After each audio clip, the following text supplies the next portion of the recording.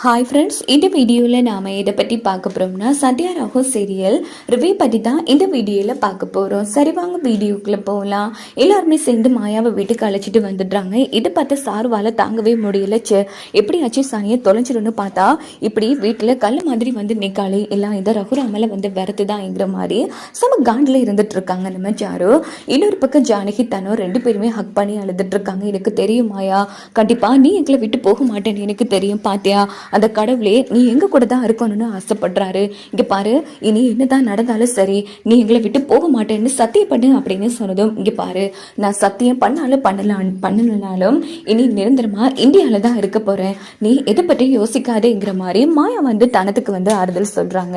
இந்த பக்கம் பார்த்தோம்னா ஜானகி வந்து இங்க பாருமா, நீ வீட்டை விட்டு போனதும் இந்த வீட்டோட மொத்த சந்தோஷமும் இந்த வீட்டை விட்டு போற மாதிரி இருந்துச்சு அப்படின்னு ஜானகி ஒரு பக்கம் ஃபீல் பண்றாங்க. இங்க பாருங்க, நீ இந்த வீட்டோட சந்தோஷம் போனதே இவ இந்த வீட்டுக்கு வந்ததாலதான். இப்படி தேவையில்லாம வீட்டோட சந்தோஷம் எல்லாம் போனோம்னு சொல்லாதீங்க அப்படின்னு கேட்டது. பார்வதி, பார்த்து ஒழுங்கா பேசு, யாரை பார்த்து என்ன பேசிட்டு இருக்க? இங்க பாரு, இந்த வீட்டுல மாயா மட்டும் இல்லைன்னா இன்னைக்கு எல்லாரும் தலை குனிஞ்சு நின்று இருப்போம். என்ன மறந்து போச்சா? சிவராம காப்பாத்தினது மாயாதான். அவ சிவராமனை மட்டும் காப்பாத்த இல்ல, நம்ம குடும்ப மானத்தையே காப்பாத்திருக்கா. சொல்ல போனா தானே எப்படி இந்த வீட்டுல நமக்கு ஒரு பொண்ணோ அதே மாதிரிதான் மாயாவும் இந்த வீட்டோட பொண்ணு அப்படின்னு ரகுராம் வந்து மஸ் பண்ணிட்டு இருக்காங்க.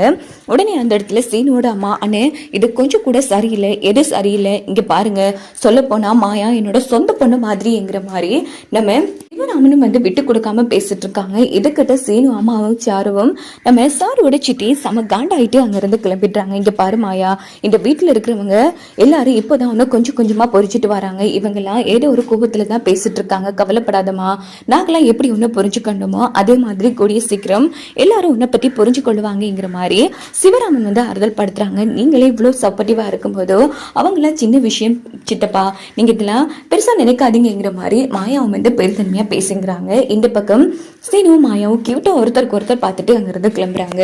இதே டைம் வந்து நம்ம சீனு கிட்ட வந்து மாயா வந்து பேசிட்டு இருக்காங்க. இங்க பாரு சீனு, எப்படிதான் இருந்தாலும் சாருவுக்கும் உனக்கும் நிச்சயம் ஆயிடுச்சு. இன்னும் கொஞ்ச நாளால உனக்கு சாருவுக்கும் கல்யாணம் நடந்துரும்ல அப்படின்னு சொன்னதும், என்ன மாயா பேசிட்டு இருக்கேன்? இங்க பாரு, உன்னால ரகுராம் பெரியப்பாவை எதிர்க்கவும் முடியாது.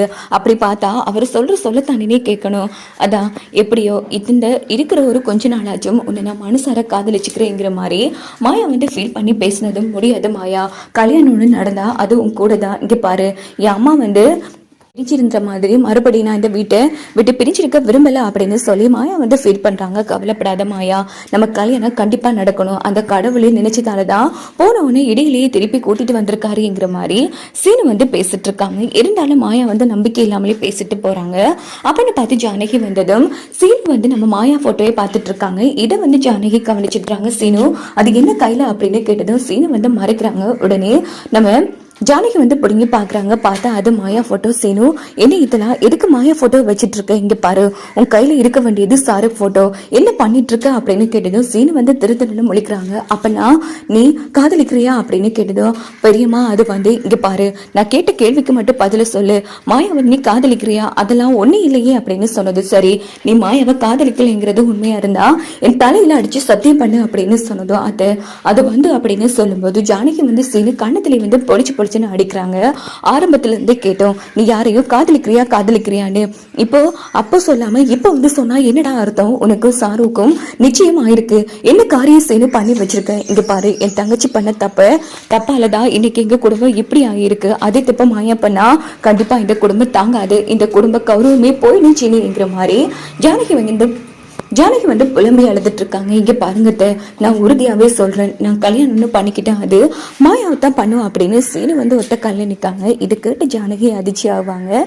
இப்படி தான் வரக்கூடிய கதைக்களத்தை கொண்டு போக வாய்ப்புகள் இருக்கு.